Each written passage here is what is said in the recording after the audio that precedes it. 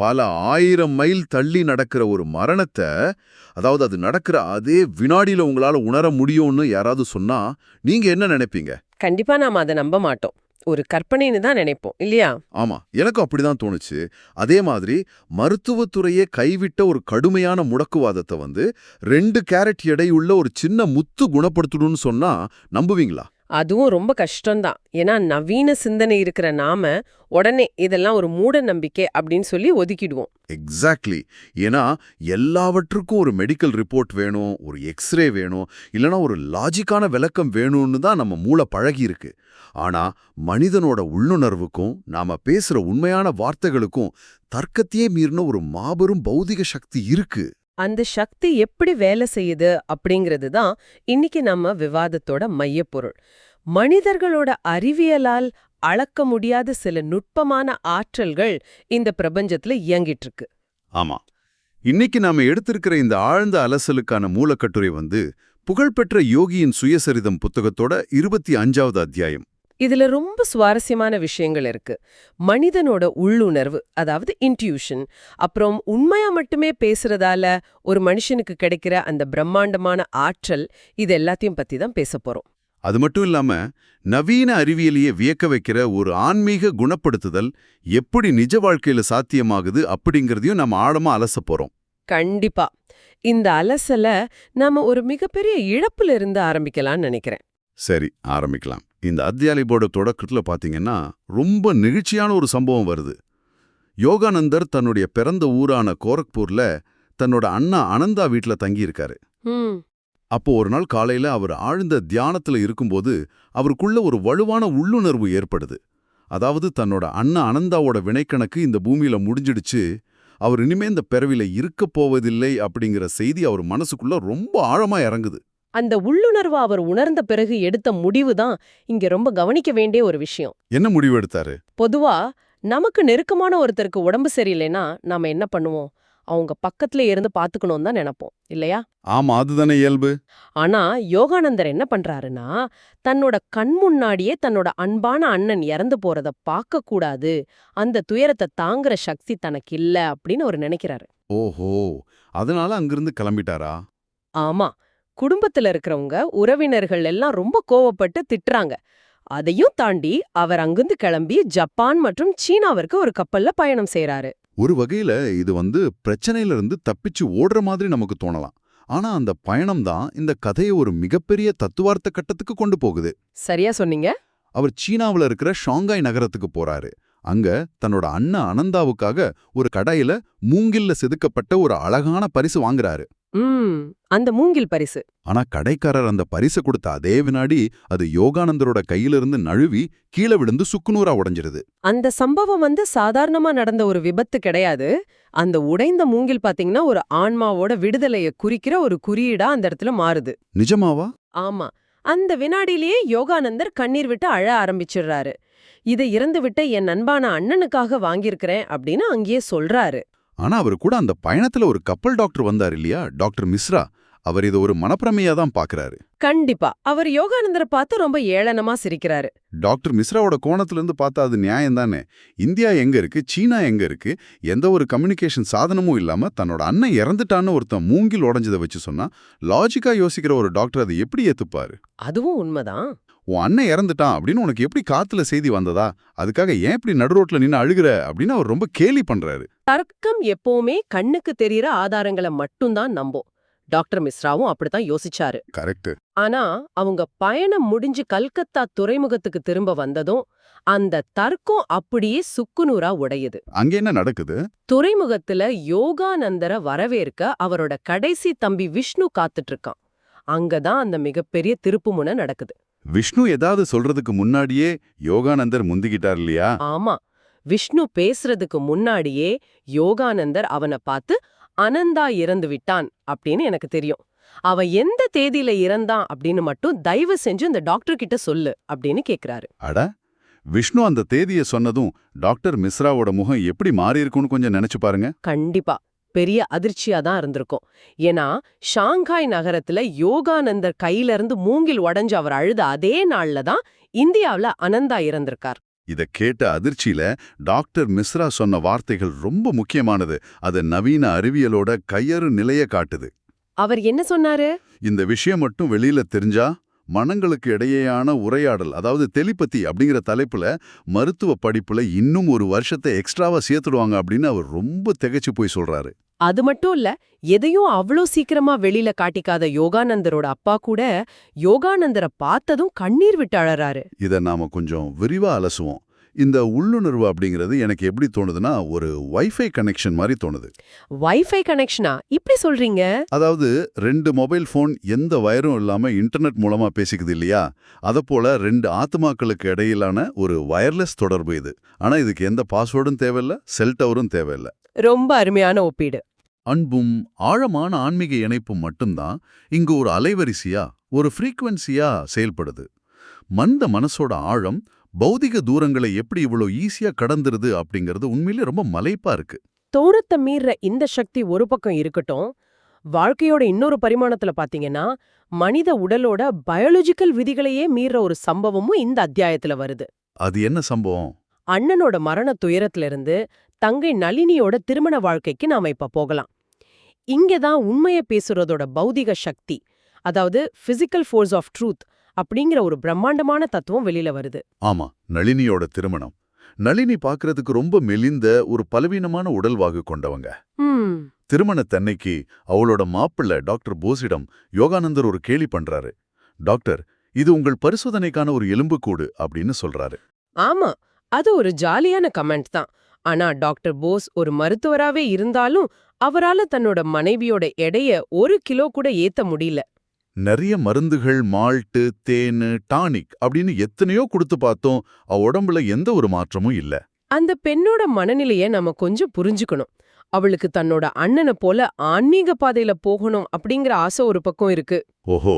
அதே சமயம் கல்யாணமான பெண் அப்படிங்கறதால தன்னோட உடல் நல்ல ஆரோக்கியமாவும் பார்க்க அழகாவும் மாறணும் அப்படிங்கிற விருப்பமும் அவளுக்குள்ள இருக்கு. மருத்துவத்தால முடியாதத தன்னோட அண்ணனோட ஆன்மீகத்தால சாதிக்க முடியும்னு அவன் முழுசா நம்புறா. அதனால ஒரு நாள் எல்லா மருந்துகளையும் தூக்கி குப்பையில போட்டுட்டு யோகானந்தர் கிட்ட வரா. இங்கதான் ஒரு பெரிய முரண்பாடு வருது. எடை கூடணும் அப்படின்னு வந்தவள் கிட்ட யோகானந்தர் என்ன சொல்றாருன்னா, மீன், மாமிசம், முட்டை இதெல்லாம் இல்லாத ஒரு கடுமையான சைவ உணவை பரிந்துரைக்கிறாரு. ஒரு நிமிஷம். புரதச்சத்து இருக்கிற உணவுகளை தவிர்த்துட்டு எப்படி ஒருத்தருக்கு எடை கூடும்? இது நியூட்ரிஷனல் சயின்ஸ்க்கு சுத்தமா எதிரானதா இருக்கே. ஆமா, பாக்குறதுக்கு அப்படிதான் தோணும். ஆனா அவ பல மாசங்களா அந்த கடுமையான உணவை கடைபிடிக்கிறா. அப்புறம் ஒரு நாள் அவ அண்ணன் கிட்ட வந்து, என் உடல் எடை அதிகரிக்க நீங்க ஆசிர்வதிக்கணும் அப்படின்னு கேக்குறா.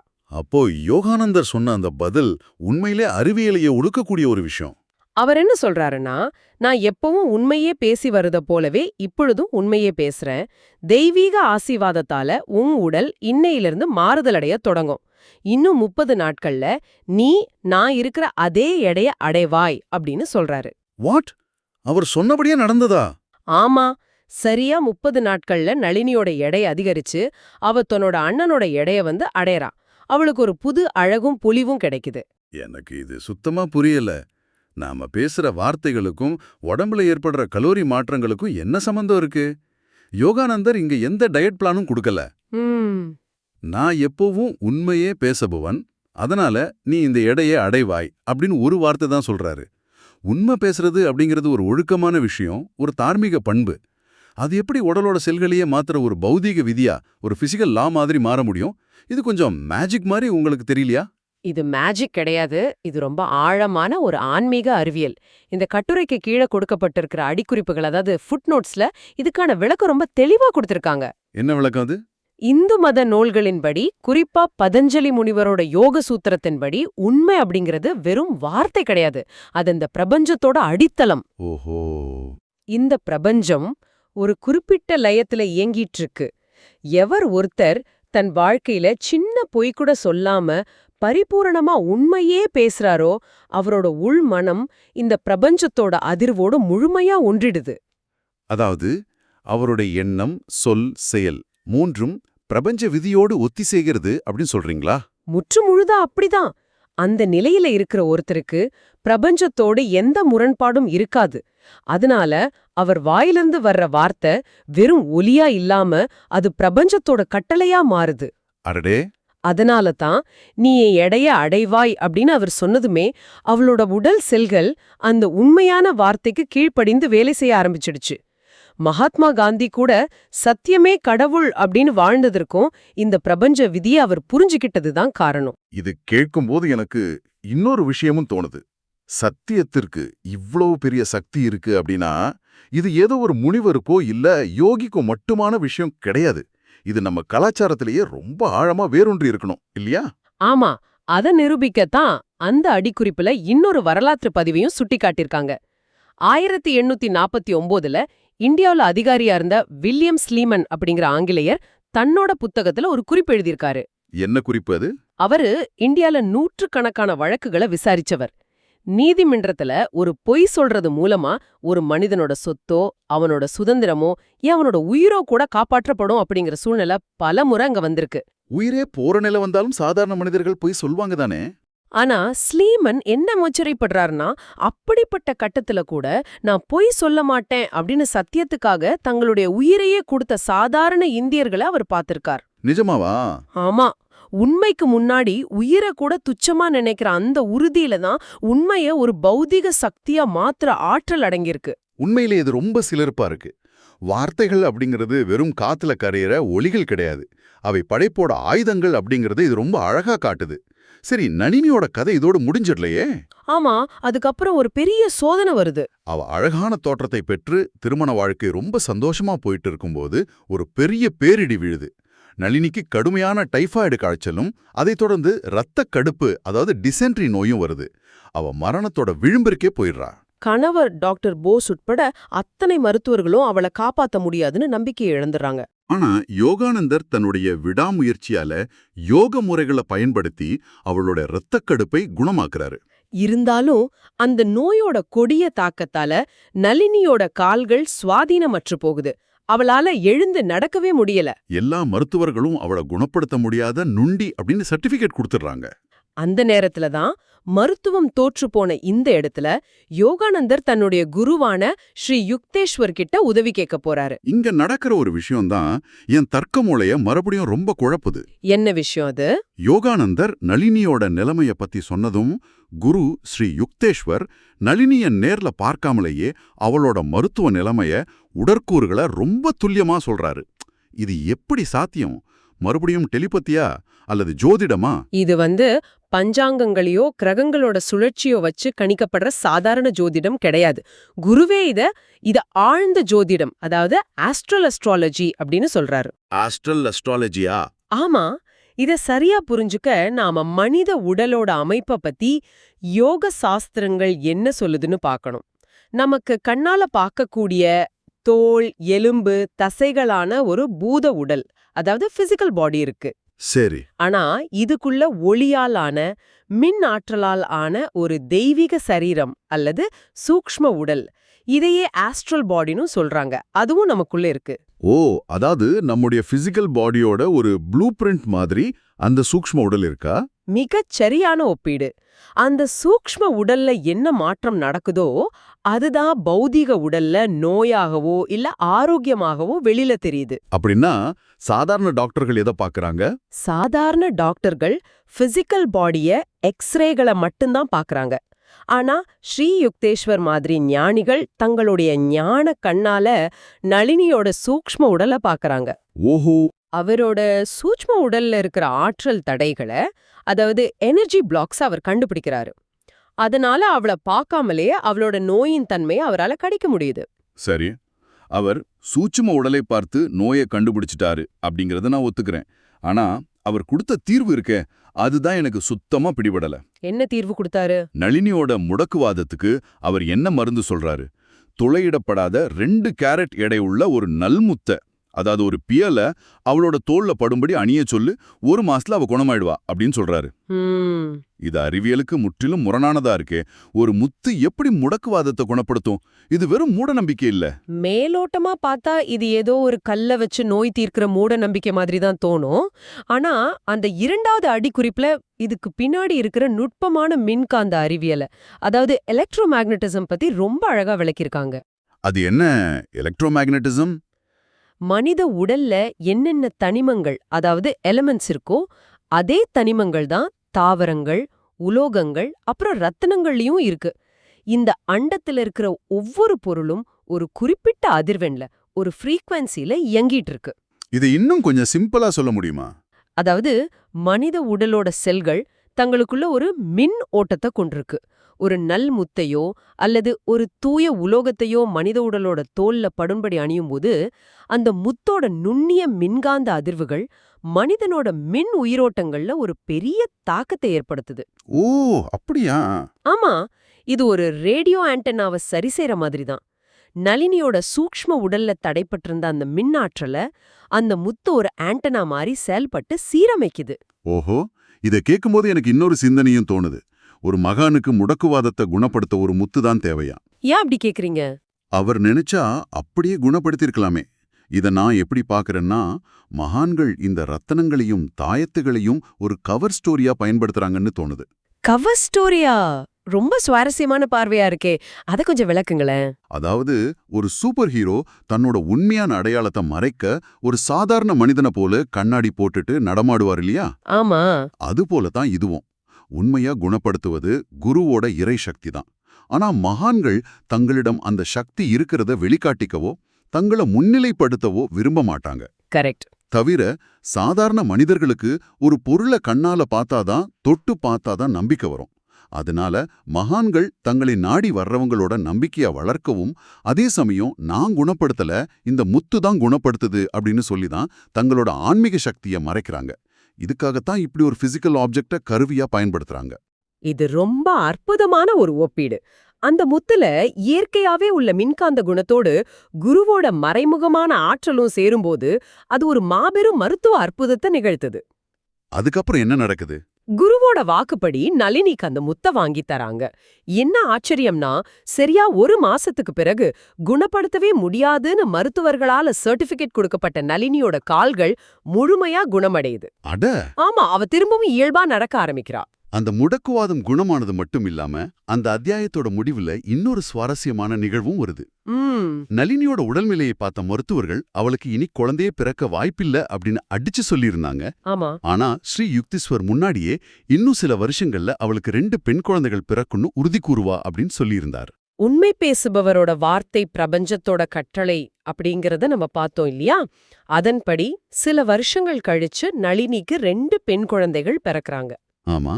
அதுல ஒரு பெண் தான் பிற்காலத்துல யோகதா சத்சங்க சொசைட்டியோட தலைவியா, ஆன்மீக உலகத்துல பெரும் பங்காற்றிய ஸ்ரீ தயா மாதா. ஓ, அவங்கதானா அது? ஆமா.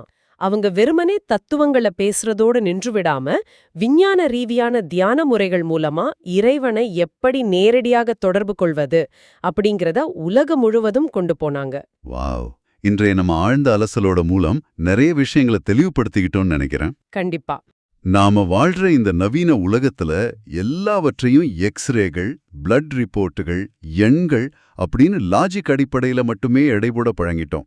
ஆனா மருத்துவர்களாலேயே கைவிடப்பட்ட விஷயங்களை, மனித அறிவுக்கு அப்பாற்பட்ட விஷயங்களை ஒருவரோட ஆழ்ந்த உள்ளுணர்வும் உண்மையும் அசையாத நம்பிக்கையும் எப்படி தலைகீழா மாத்தி காட்டுது அப்படிங்கறத இந்த நிகழ்வுகள் நமக்கு ரொம்ப அழகா உணர்த்துது.